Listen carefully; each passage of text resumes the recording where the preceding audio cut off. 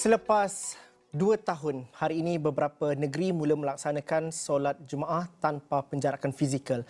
Antaranya ialah di Kelantan untuk mendapatkan gambaran yang lebih jelas dan juga bercerita bagaimanakah pelaksanaan solat sunat Jumaat, solat fardu Jumaat sebentar tadi. Kita terus saja bersama dengan wakil Astro Awani Kelantan, Muhafandi Muhammad yang kabarnya kini berada di Kubang Krian. Muhafandi, mungkin dapat diceritakan bagaimana suasananya solat tanpa saf, rapatkan saf tadi ketika solat Jumaat satu, dan ada tak di kalangan jemaah yang terasa kekok apabila saf itu dirapatkan? Mungkin ada perkara-perkara menarik yang kita boleh ceritakan ketika solat Jumaat tadi. Baik, terima kasih Zul. Sebenarnya rakyat Kelantan ataupun jemaah yang hadir untuk solat Jumaat pada hari ini begitu teruja dan juga menantikan saat mereka tidak lagi melaksanakan penjarakan fizikal semasa berada di ruang solat.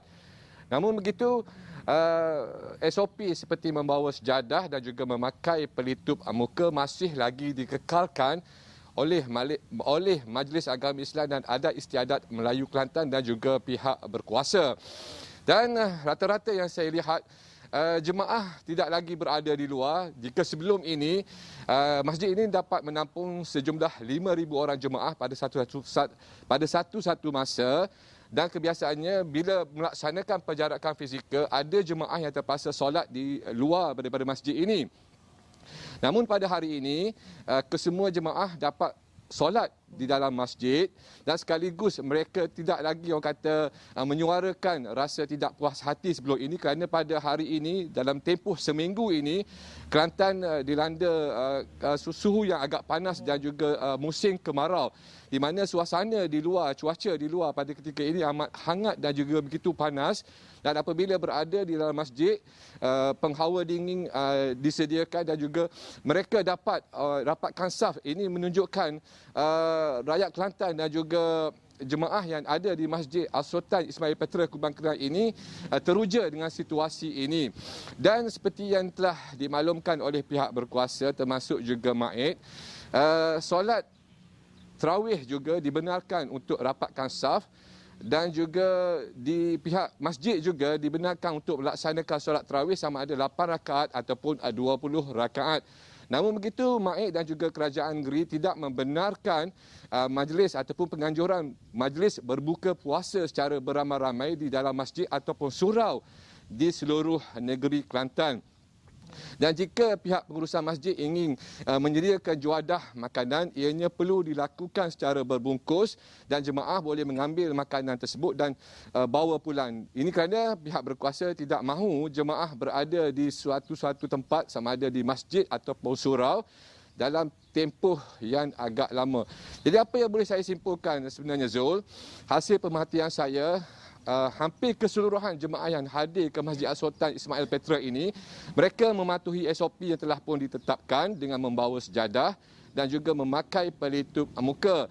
Namun begitu, terdapat juga sebahagian kecil daripada jemaah yang hadir pada hari ini masih memakai pelitup muka namun tidak memakainya secara kemas. Mereka meletakkan sekadar di dagu dan turut berada dalam saf dan juga bersama dengan jemaah lain. Ini mungkin mendapat perhatian imam muda di masjid ini yang turut menyuarakan kebimbangannya, dan sekiranya tradisi ataupun pattern yang dibawa oleh jemaah dengan memakai pelitup muka yang tidak kemas ini bimbang akan berlaku penurunan kes yang menyebabkan SOP baru dikeluarkan di masjid ini. Apapun apa yang boleh saya gambarkan, apa yang boleh saya kongsikan sebenarnya Zul, hampir 95% jemaah yang hadir ke Masjid Al-Sultan ini, Al-Sultan Ismail Petra pada hari ini, mereka rata-rata mematuhi SOP dan juga membawa sejadah masing-masing Zul. Fandi, mungkin dapat diceritakan juga 1 April juga bermaksud siapa yang tidak melengkapkan dos penggalak, terutama penerima Sinovac, akan hilang status vaksinasi lengkap mereka. Itu satu perkara, fakta. Walaupun kita melonggarkan banyak syarat pada hari ini, tetapi dalam masa sama juga Kelantan adalah antara negeri yang terendah dari sudut kadar vaksinasinya. Bagaimana kesedaran dan juga peimbangan antara kelonggaran yang diberikan dan tidak lalai untuk memastikan bahawa diri dilengkapi dengan vaksin dan juga SOP itu masih lagi dipatuhi, kerana itu adalah 2 perkara yang ironik dalam masa yang sama. Bagaimana perkara itu ditekankan dan juga diberikan satu keutamaan bagi pihak kesihatan negeri dan juga pihak kerajaan negeri Kelantan sendiri pada ketika ini? Benar, itu yang menjadi kebimbangan pihak berkuasa termasuk Jabatan Kesihatan Negeri, Kerajaan Negeri sendiri yang melahirkan rasa kecewa dan juga bimbang dengan kadar pengambilan dos penggalak yang begitu rendah di Kelantan ini, termasuk juga program imunisasi COVID kebangsaan kanak-kanak yang mana saya dimaklumkan tidak mencapai angka 30% setakat ini. Dan sudah pasti antara syarat yang dikeluarkan oleh MAIC dan juga Kerajaan Negeri, mereka menasihatkan jemaah yang hadir ke masjid ataupun surau ini supaya tidak berada dalam situasi yang agak lama. Untuk itu, seumpama majlis penganjuran berbuka puasa, tazkirah dan juga tadarus Al-Quran juga tidak digalakkan diadakan dalam tempoh yang agak lama. Itu antara SOP yang ataupun ketetapan yang telah pun diwawarkan ataupun telah diberikan oleh pihak berkuasa supaya kes-kes ataupun tidak berlaku peningkatan kes di kalangan ataupun di kawasan masjid ini ataupun di surau mana-mana surau di Kelantan ini.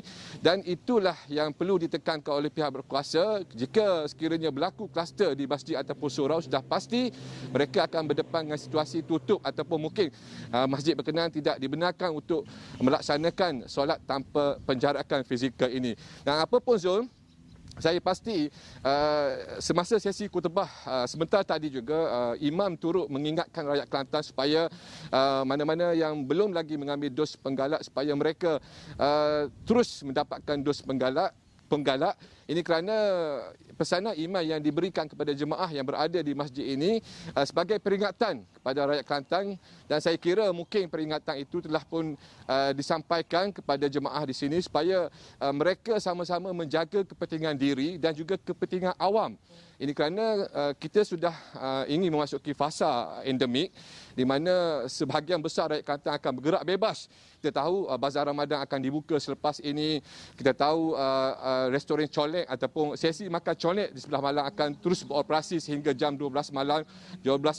Jadi perkara-perkara seumpama itu sekiranya diberikan kelonggaran terus-menerus, bimbang akan berlaku peningkatan kes pada bulan Ramadan ini, Zul.